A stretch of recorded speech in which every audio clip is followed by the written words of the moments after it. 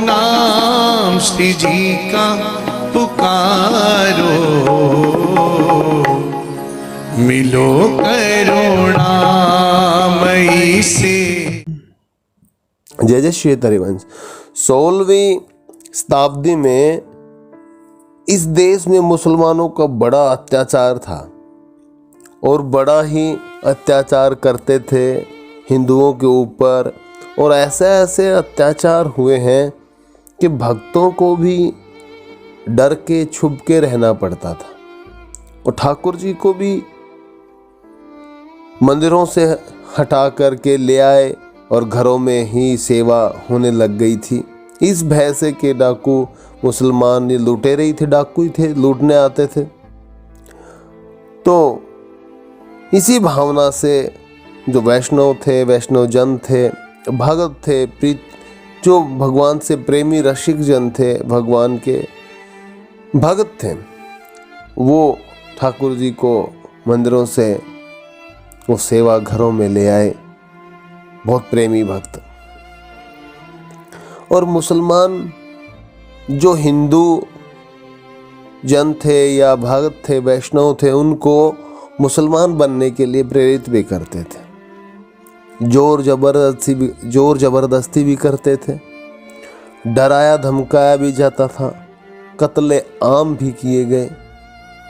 लेकिन प्रभु की ऐसी कृपा हुई, जिन पर जो प्रभु के आश्रित रहे और जिन्होंने प्रभु की निष्ठा छोड़ दी, उनका तो क्या कहें, कुछ पता नहीं है।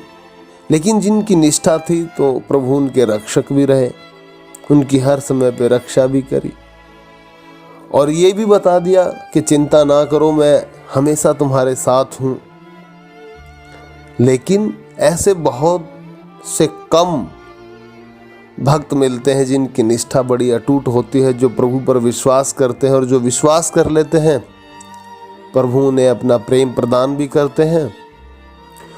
और उन रसिक संतों को प्रभु के उस प्रेम की अनुभूति भी होती है, बड़ा आनंद से जीवन व्यतीत होता है। उस सुख में वो ऐसे मगन रहते हैं मानो संसार की सारी खुशियाँ मिल गई हों, और सारी संसार खुशियाँ कोई खुशियाँ थोड़ी हैं।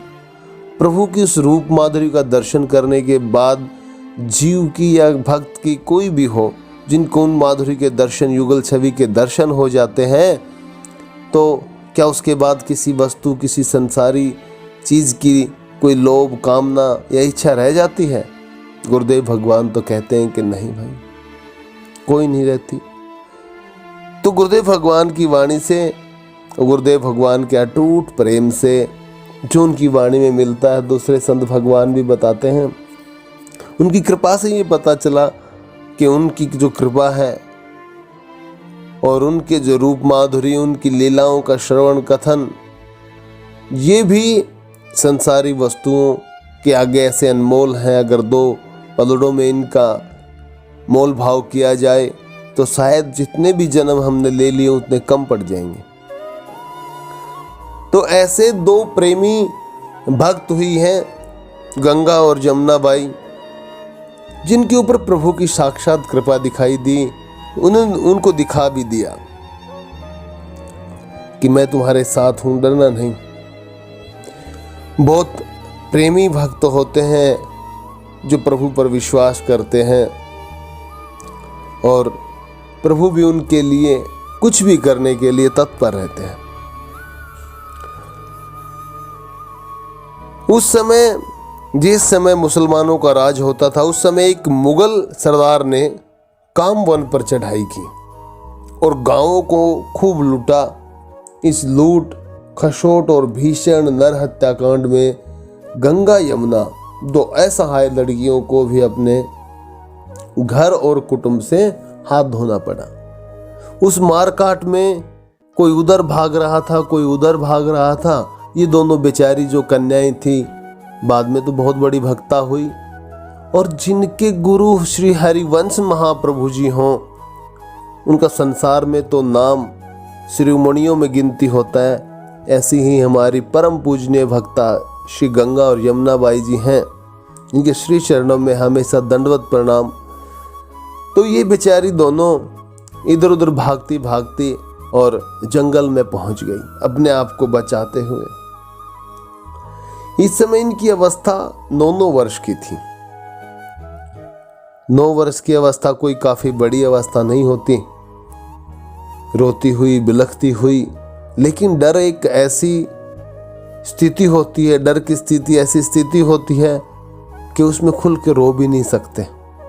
हर समय एक अंदर से घिघी बनी रहती है, कपकपी बनी रहती है कि पीछे से कोई आ तो नहीं जाएगा, कोई मार तो नहीं देगा, क्योंकि इतना नरसंहार देखा दोनों ने। जान बचा के भागना कोई छोटी बात थोड़ी है। बस इस डर के मारे सिर्फ सिसकियां लेते लेते रो रही हैं। कभी वो उसको गले, कभी गंगा यमुना जी को गले लगा लेती, कुछ नहीं होगा, कुछ नहीं होगा, रो मत। कभी यमुना जी गंगा जी को गले लगा लेती, कहती कि रो मत, कुछ नहीं होगा, कोई सुन लेगा। इतनी भय से कांप रही थी और उनको थोड़ी पता था कि संसार के जो रक्षक हैं, पालनहार हैं, वो तुम्हारी रक्षा में लगे हुए हैं। तुमने इस संसार में नहीं, युगों युगों तक इस संसार का उद्धार करना है। ये बात का उन दोनों बेचारियों को कोई बोध नहीं था, कोई ज्ञान नहीं था। अवस्था ऐसी थी। ये जंगल में भाग छिपी और इसी भागदौड़ के कारण ही इनके प्राण बच पाए। अगर ये दोनों भक्ता गंगा और यमुना जी अगर गांव में रह जाती तो इतने निर्दयी, इतने पापी, ये बुरी प्रवृत्ति के यवन जो उस टाइम थे, वो अवस्था नहीं देखते थे माता बहनों की। ऐसी स्थिति पैदा कर देते थे कि ना चाह के भी मरना पड़ता था। और पता नहीं उनके हृदय में ऐसी क्या भावना रहती थी कि ये हिंदू लड़कियां हैं। उनके, मैं मन की बातें नहीं कह सकता। तो जैसा भी हो, प्रभु ने उनके ऊपर बहुत अपार कृपा की और उनको बचा कर ले आए और जंगल में छिपने से इनके प्राण बच गए। प्रभु की लीला बड़ी विचित्र है। जिस समय गंगा और यमुना बाई जी जंगल में अकेली छिप गई थी तो भूख से रो रही थी। जब लुटेरों से जान बच गई, उन डाकुओं से जान बच गई, उन मुगलों से जान बच गई, लेकिन भूख से कब तक बचा जा सकता है? सोचो। रो रही थी। उसी समय मनोहर दास नामक के कोई ब्राह्मण वहां से निकल रहे थे। उसे इन बालिकाओं पर दया आ गई, उनकी नजर पड़ी। पूछा, कहाँ से आई हो, कौन हो, इस जंगल में क्या कर रही हो? बेटी कह के पुकारा। उन दोनों जो बालिका थी, गंगा और यमुना बाई जी, दोनों ने अपनी सारी बातें बता दी। लेकिन रोना थम नहीं रहा था। फिर परिवार की, फिर मैया बाबा की याद आ गई। हम अपने घर जाना चाहते थे, लेकिन वहां तो सब डाकुओं ने, उन मुसलमानों ने, यमनों ने सबकी हत्या कर दी बाबा। आखिर में वो बाबा जो मनोहर दास बाबा थे, इन्हें मथुरा ले आए। मनोहर दास ने उन दोनों बालिकाओं को, गंगा और यमुना बाई जी को, गाने की अच्छी शिक्षा दी। 5 वर्षों में उन्हें इस कला में निपुण कर दिया। मानो गंगा और यमुना जी की आवाज पूरे मथुरा मंडल में गूंजने लग गई और साक्षात सरस्वती जी ने गले में वास कर लिया हो। अब जो मनोहर दास बाबा हैं,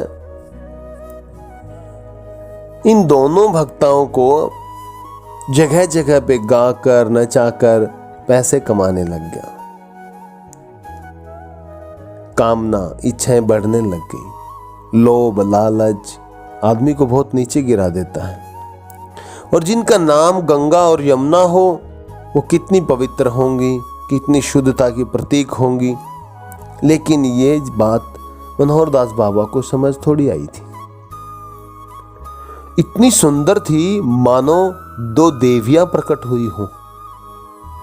और ये बात बिल्कुल कहना गलत नहीं होगा कि दोनों देवियां ही थी।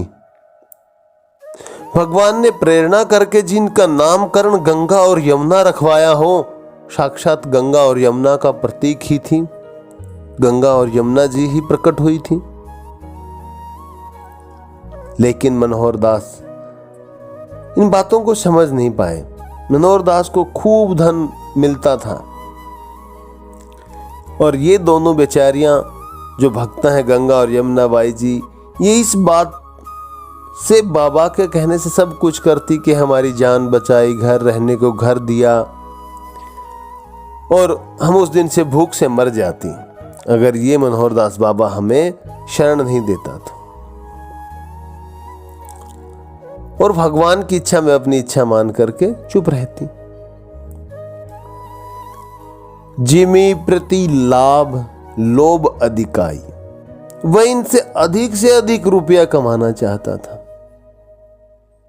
और कामना, एक कामना के पूर्ण होने से दूसरी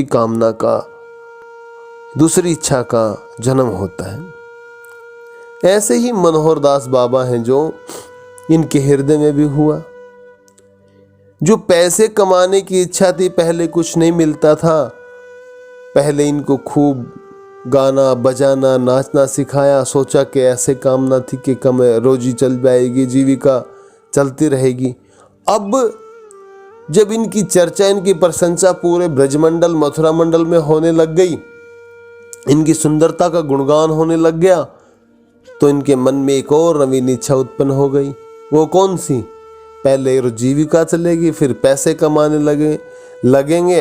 अब और ज्यादा पैसे कमाने की लालसा उत्पन्न हुई। एक के बाद एक नवीन इच्छा जीव के हृदय में जन्म लेती है अगर हमने एक इच्छा को पूर्ण होने दिया तो। इसलिए संत भगवान कहते हैं कि मन के अनुकूल मत चलो, मन को अपने अनुकूल चलाओ। गुरुदेव भगवान ऐसा बहुत बार सत्संग में कहते हैं, वो प्रार्थना करके, ना तो ज़्यादा कठोरता के साथ ना ज़्यादा निर्मलता के साथ मन को चलाना चाहिए, नहीं दोनों तरफ से गिरा देगा। कठोर करने से तब भी, ज़्यादा कठोर होने से तब भी गिर जाओगे, और ज़्यादा ढील दे दी मन को तब भी गिर जाओगे। तो उनके मन में विचार था और ज़्यादा पैसा कमाने का। एक दिन वह आगरे के किसी राजा भान सिंह के यहाँ इनको बेचने के लिए बात भी कराया, सौदा भी कराया।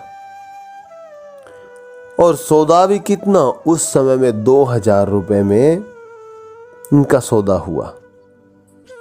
लेकिन ये नहीं पता होता जीव को, जिनके रक्षक भगवान श्री कृष्ण हो, गोविंद हो, और उस मनोहर बाबा को ये भी नहीं पता था कि जो आपका नाम है मनोहर, मन को हरने वाला, वही तो गोविंद है, वही तो माधव, वही तो केशव है। लेकिन फिर भी बात समझ में नहीं आई। ये बात मानते थे कि रक्षक भगवान है या नहीं है, कौन मानता इस बात को। उनके हृदय में भी ऐसी प्रेरणा हुई होगी, लेकिन उनका डर होने से ऐसा बुरा कर्म नहीं करते। दूसरी प्रवृत्ति के प्राणी थे, 2000 में बेच के आ गए। लेकिन गोविंद की नजरों में पाप और पुण्य का फल तुरंत मिलता है। उसकी अदालत में, उसके सामने न्याय और अन्याय तुरंत हो जाता है। हो सकता है कई बार धीरे भी हुआ हो, लेट भी हुआ हो, लेकिन फैसला बिल्कुल बराबर क्या करते हैं, पाप का फल शीघ्र मिल जाता है, शीघ्र ही मिल जाता है। मनोहर दास बाबा सौदा करके आया और कन्याओं को जो बेचने के ही पाप से, देख लो, अगर उनकी खुद की बेटियां होती तो क्या बेच देते। उन दोनों बालिकाओं को, दोनों भक्ताओं के बेचने के पाप से दूसरे दिन मर गया। उनको ये नहीं पता था कि इतनी पवित्र आत्माएं हैं कि इनको ऐसा मत करो, लेकिन जिसका जीवन जैसे लिखा है उसको कोई टाल नहीं सकता। लेकिन भक्तों की एक एक क्षण भगवान उनको निहारते रहते, देखते रहते कि मेरे भक्तों को कोई कष्ट ना दे दे, उनको कोई हरा नहीं सकता। ऐसा गुरुदेव भगवान कहते हैं।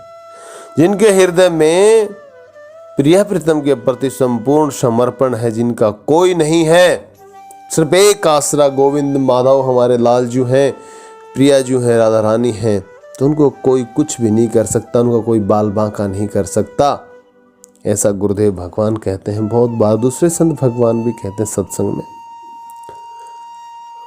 अष्टोत्तर अब तक गंगा और यमुना अपने गुण के लिए प्रसिद्ध हो गई थी। उनकी कला गान का आनंद लेने के लिए श्री वृंदावन के एक वृद्ध संत श्री परमानंद दास बाबा जी कभी कभी मनोहर दास के यहाँ आया करते थे। ब्रजवासी थे, किसी कारण संबंध रहा होगा श्री मनोहर दास बाबा के साथ, तो इसलिए आते होंगे। और दोनों जो भक्ता थी गंगा और यमुना बाई जी, उनके प्रति बाबा का कोई गलत विचार नहीं थे उत्पन्न हुए थे, उनकी कला को मानते थे कि भगवान ने बहुत अच्छी कला दे रखी है, कैसे भी हो निपुण है कला में, बस आए और चले जाते थे।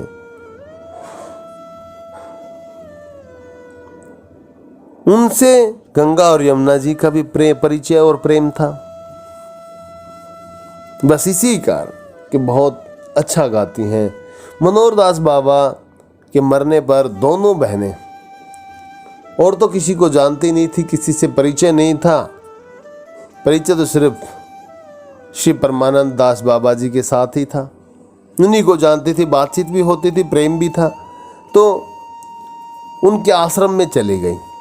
दोनों ने आपस में बात की कि बहन और तो कोई हमारी जान पहचान का है नहीं, वृंदावन से बाबा आते हैं, क्यों न उनके आश्रम चला जाए। और वहां पर अब उन्हें इस नृत्य गान से घृणा हो चुकी थी, क्योंकि जो श्री परमानंद दास बाबा जी हैं वो सत्संग में आ गए थे, सत्संग सुनने लग गए थे, और सत्संग के प्रभाव से स्वाभाविक ही भजन में उनकी रुचि हो गई थी। संतों के चरित्र सुनते सुनते उनका मन सत्संग में लगने लग गया था, प्रभु के नाम में मन लगने लग गया था, भजन में मन लगने लग गया था, प्रिया प्रीतम से प्रेम हो गया था। धीरे धीरे उनका मन इस संसार के विषयों से हटकर प्रभु के श्री चरणों में लग गया था, विषयों से उपरत हो गया था। अब दोनों बहनों ने वैष्णवी दीक्षा ग्रहण करने की प्रार्थना की। किनसे? बाबा से, जो वृंदावन में बाबा थे, श्री परमानंद दास बाबा जी, उनसे कहा कि बाबा हम आपके सिवाय किसी को नहीं जानती हैं, और प्रभु के सिवाय हमारा है भी कौन। देखो यहाँ से कब से हमारे को बचाते बचाते यहाँ तक ले आए हैं। और हमने एक बात और भी सुनी है, आपके ही मुख कमल से सुनी थी बहुत बार, कि वृंदावन में जो प्रवेश करता है वो प्रिया और प्रीतम की कृपा के जो पात्र होते हैं वही वृंदावन में प्रवेश करते हैं बाबा। ऐसा तो आपने भी बहुत बार बताया है। अगर प्रिया और प्रीतम की कृपा नहीं होती, श्री राधा रानी की कृपा नहीं होती बाबा, तो हम क्या वृंदावन में प्रवेश कर पाती? तो श्री परमानंद दास जी ने उनकी भावनाओं को समझा, उनकी सच्ची जिज्ञासा देख करके श्री परमानंद दास बाबा जी ने उन्हें अपने गुरुदेव भगवान गोस्वामी श्री हित हरिवंश चंद्र जी के समक्ष खड़ा कर दिया, शरणापन करा दिया। और जैसे ही भगवान हमारे महाप्रभु श्री हरिवंश महाप्रभु जी के समक्ष गंगा और यमुना जी के जाते, उनके हृदय में, उनके जीवन में, उनकी रोम रोम में, उनकी नस नस में जो प्रिया प्रीतम की श्री चरण कमलों की प्रेमा भक्ति थी, वो ऐसे प्रफुल्लित हो गई कि मानो जो नसों के अंदर खून का संचार है वो बहुत तेजी से होने लग गया हो। उनके रोम रोम से श्री राधा नाम प्रकट होने लग गया था। श्री राधा श्री राधा श्री राधा श्री राधा श्री राधा। और नाम का ऐसा प्रभाव देखते ही श्री हरिवंश महाप्रभु जी ने दोनों गंगा और यमुना बाई जी को दीक्षा दे दी और कहा कि खूब भजन करो, प्रिया प्रीतम का नाम लो, उनकी सच्चे हृदय से सेवा करो। और गंगा और यमुना जी ने दोनों श्री ठाकुर जी की सेवा, नाम जप, पाठ, भजन आदि बड़ी प्रीति से करने लगी। दोनों ही। इनके पास जो मनोहर दास बाबा की जो संपत्ति थी उसे साधु संतों की सेवा में लगाने लग गई। खूब भंडारे करती थी। श्री राधा वल्लभ लाल जी के, प्रिया जी के उत्सव मनाने लग गई थी। ब्याहुला करने लग गई थी। संतों की सेवा करने लग गई थी। इनका संत सेवा में बड़ा विश्वास था। उनको सुख मिलता था, आनंद मिलता था।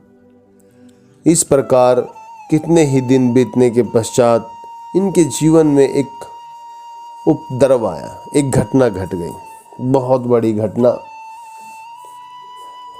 और संतों के जीवन में ऐसी घटनाएं प्रभु घटित करते रहते हैं, वो लीला करते रहते हैं।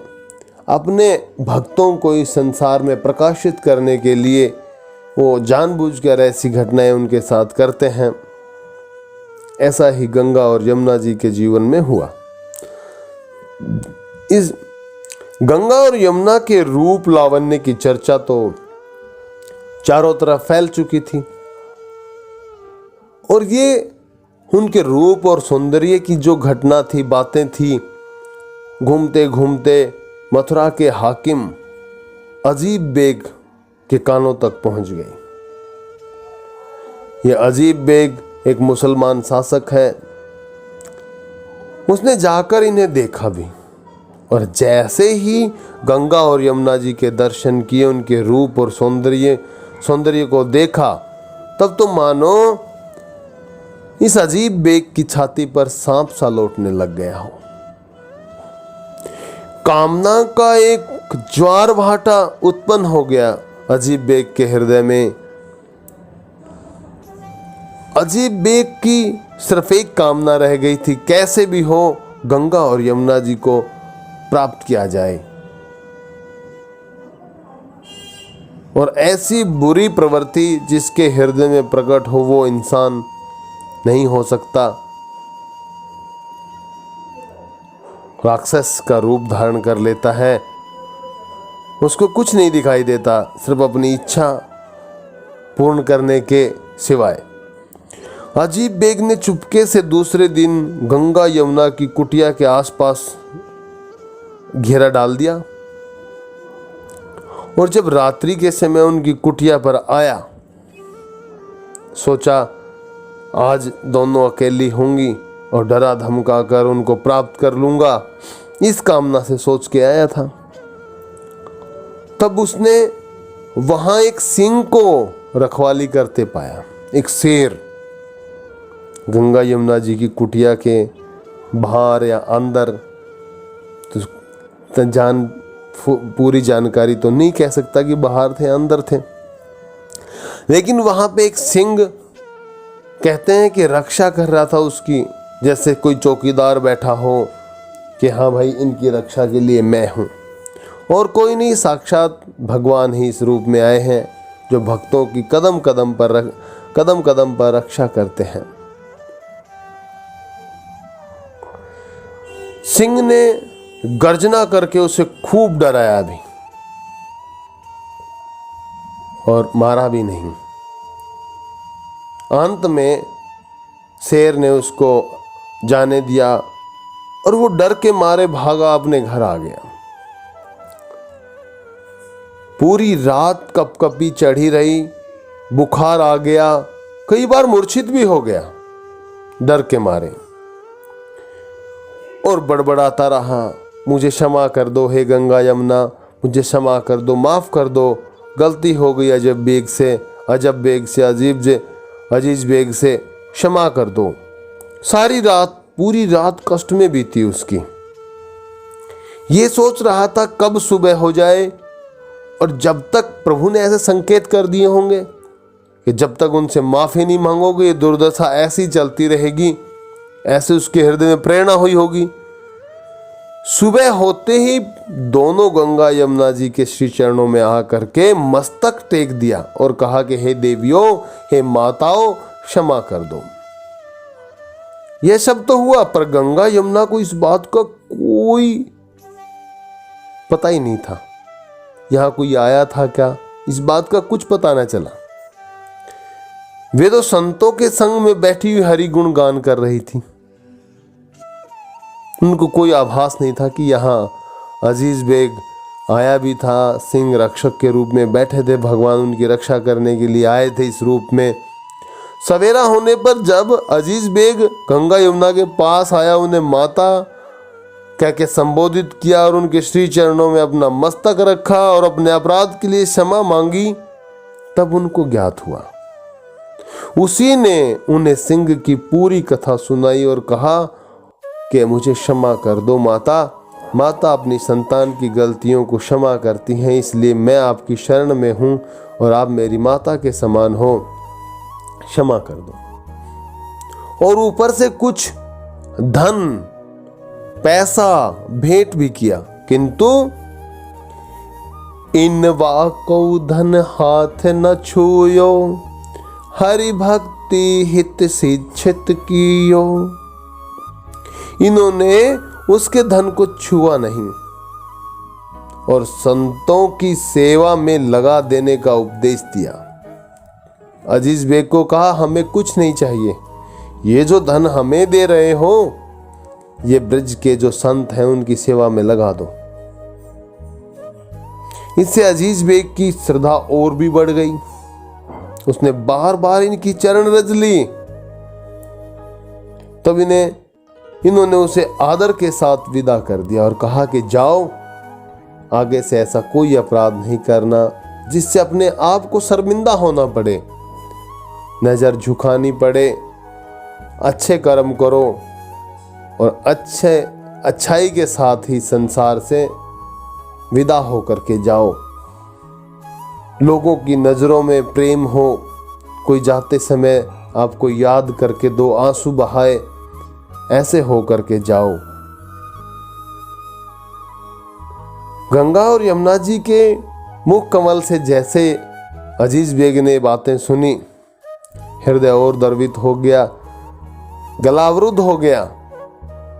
क्षमा मांग, बार बार क्षमा याचना मांग रहा था। संतों का हृदय कोमल होता है और गंगा और यमुना जी तो साक्षात दो देवियां स्वरूपा ही हैं, माता स्वरूप हैं दोनों। और माताएं अपने संतान को क्षमा करने की सिवाय और कुछ करती ही नहीं है। वात्सल्य भाव होता है, क्षमा कर दिया। इन दोनों भक्ति मती बहनों के विषय में भक्त मालाकार श्री गोविंद अली जी ने लिखा है,